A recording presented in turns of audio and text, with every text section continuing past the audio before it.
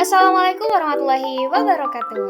Halo semuanya, baiklah di sini saya akan menjelaskan materi tentang teks opini.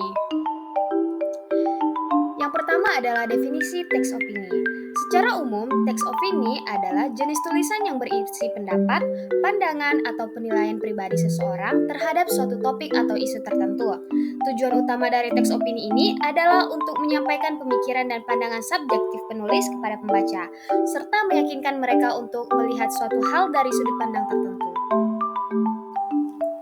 Adapun manfaat teks opini itu sendiri yaitu yang pertama, meningkatkan kesadaran pembaca tentang isu-isu penting yang mungkin belum banyak diketahui atau dipahami. Dan yang kedua, menambah berbagai sudut pandang.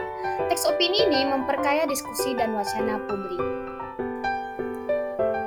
Selanjutnya adalah struktur teks opini. Yang pertama, pengenalan isu, di mana bagian ini berisi tentang sudut pandang penulis tentang isu atau masalah yang dibahas. Pada bagian ini biasanya berisi peristiwa persoalan aktual, fenomenal, dan kontroversial, dimulai dengan pernyataan pendapat atau tesis yang jelas, yang merupakan inti dari argumen penulis. Yang kedua yaitu argumentasi. Argumentasi merupakan ulasan atau bukti yang digunakan guna memperkuat pernyataan dalam tesis.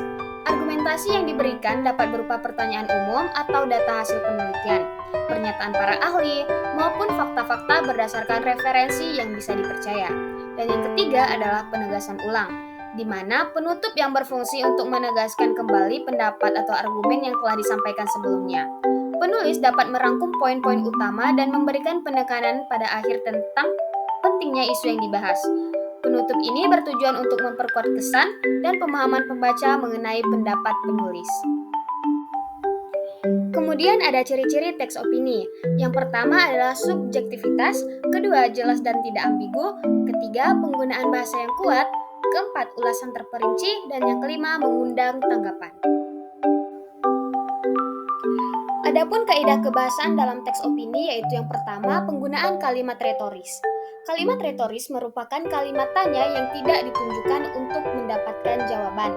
Lalu yang kedua menggunakan kata ganti petunjuk yang merujuk pada waktu tempat, peristiwa, atau hal lainnya yang menjadi fokus ulasan. Dan yang ketiga adalah menggunakan kata populer. Kata-kata populer digunakan untuk menarik perhatian pembaca, mempermudah pemahaman, membangunkan koneksi emosional, menguatkan argumen, menekankan isu terkini, dan meningkatkan engagement. Jadi, kesimpulannya adalah teks opini merupakan teks yang bertujuan untuk mengemukakan pandangan atau pendapat penulis mengenai suatu isu atau topik tertentu dengan maksud untuk meyakinkan pembaca melalui argumen yang logis dan didukung oleh bukti. Struktur teks opini biasanya terdiri dari pendahuluan yang mencakup pernyataan pendapat, argumen yang mendukung diperinci dalam beberapa paragraf, dan kesimpulan yang